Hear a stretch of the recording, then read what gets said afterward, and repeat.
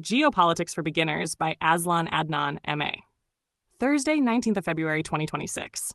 Geopolitics is the study of how geography shapes power. It explains how states compete, cooperate, and secure advantage based on location, terrain, resources, sea lanes, borders, population distribution, and strategic depth. If international relations is the broad discipline of global politics, geopolitics is its hardest, most material core. It is about the physical world and how that physical world constrains or enables national strategy. At its simplest, geopolitics asks one question: where are you, and what does your location forces you to do? A country surrounded by mountains thinks differently from one exposed on flat plains.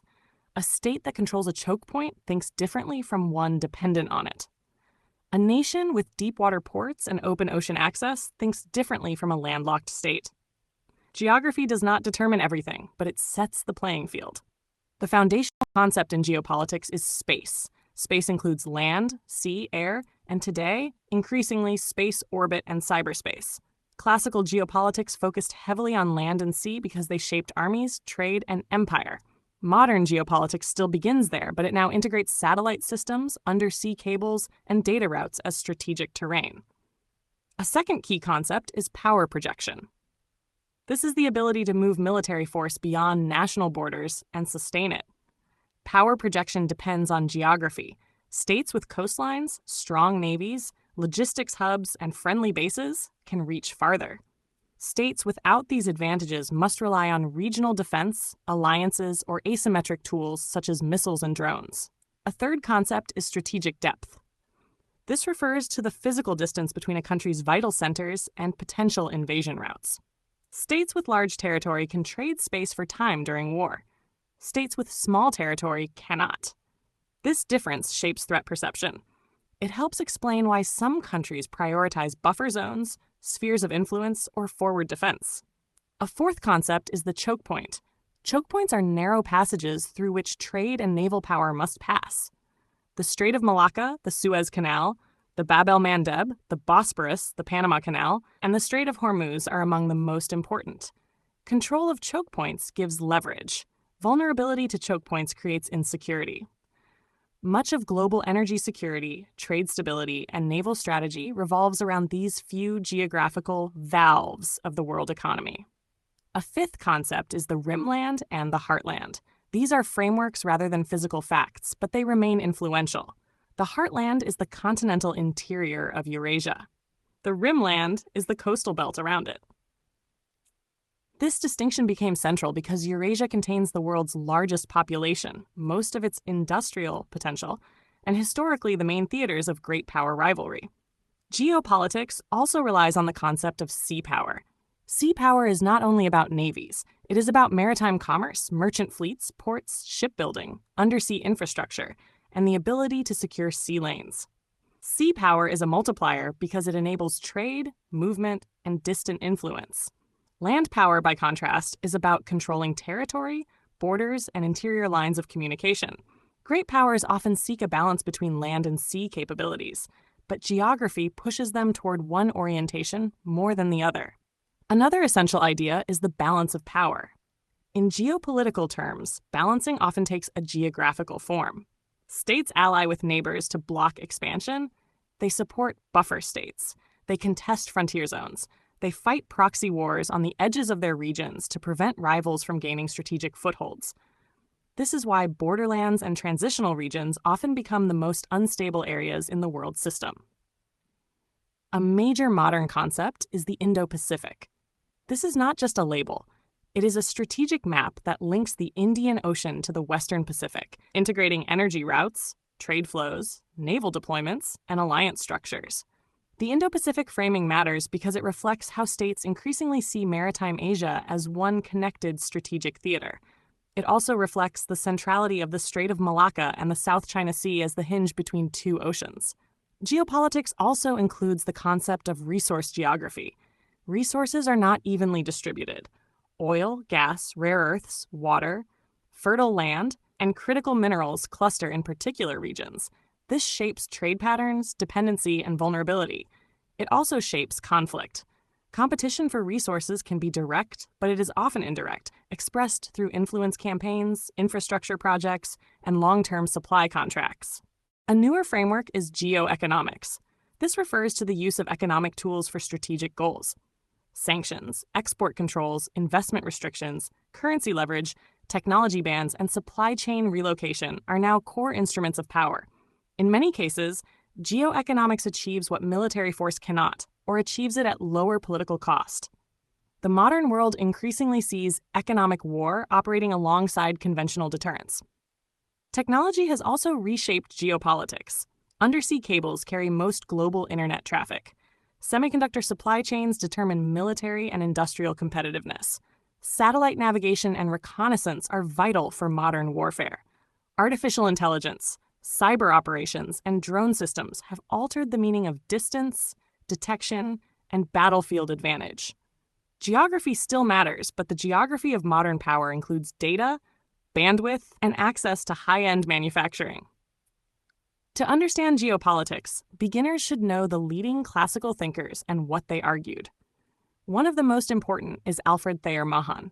Mahan, a United States naval strategist, argued that sea power was the foundation of global influence. He believed that a strong navy, control of key maritime routes, and overseas bases were essential for a nation to become a world power. His ideas influenced the naval expansion of the United States and other powers in the late 19th and early 20th centuries. Another central thinker is Halford Mackinder, a British geographer. Mackinder introduced the heartland theory. He argued that whoever controlled the heartland of Eurasia could potentially dominate the world island, meaning Eurasia and Africa, and thus the world. His famous formula warned that land power, railways, and continental consolidation could challenge maritime empires. Mackinder's ideas influenced strategic thinking about Russia, Eastern Europe, and the Eurasian interior for generations. A third major figure is Nicholas Spikeman. Spikeman challenged Mackinder by emphasizing the rimland. He argued that controlling the coastal belt of Eurasia mattered more than controlling the heartland. In his view, the rimland contained the population, industry, and ports needed for global dominance. This logic later shaped Cold War containment strategy, where the United States sought alliances and bases along Eurasia's edges. A fourth key thinker is Karl Haushofer, associated with German geopolitical thinking in the early 20th century. His work is controversial because it became entangled with Nazi ideology. Yet his ideas about strategic space, continental blocks, and the geopolitical pressures on states shaped later debates. His legacy is a reminder that geopolitics can be used as analysis, but also misused as justification for expansion. Another influential strategist is George F. Kennan, whose thinking underpinned the Cold War strategy of containment. Kennan emphasized the long-term geopolitical contest between the United States and the Soviet Union, arguing that patient, strategic resistance to Soviet expansion would eventually exhaust it. While Kennan is often placed in diplomatic history, his work reflects geopolitical logic about pressure points, alliances, and strategic patience. In more contemporary terms, Zbigniew Brzezinski brought geopolitical thinking into the post-Cold War era. He argued that Eurasia remained the central chessboard of global power. In his view, preventing any single power from dominating Eurasia was essential for American primacy. His writing helped popularize geopolitics for a wider audience in the late 20th century. Geopolitics is also shaped by the realist tradition in international relations. Thinkers such as Hans Morgenthau and later structural realists argued that geography, power, and survival are inseparable. Their contribution is the insistence that moral language does not erase strategic reality. States may speak in values, but they often act through interests, especially when vital security is at stake.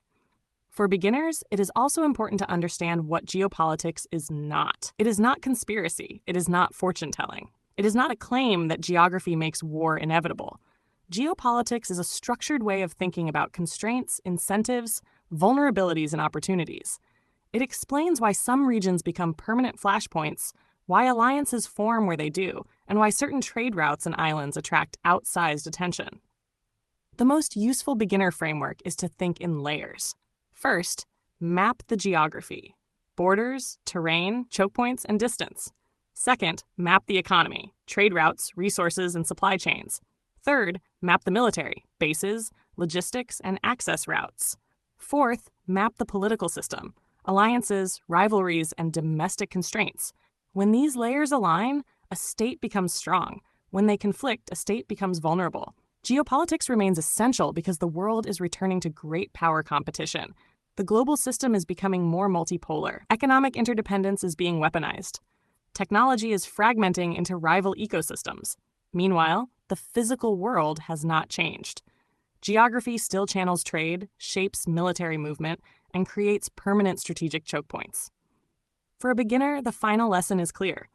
Geopolitics is not about predicting the future with certainty.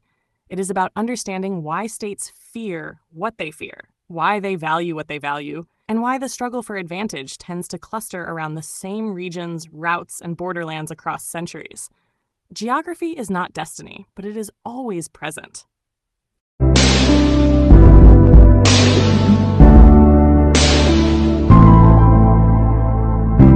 Don't forget to hit that subscribe button to show your support.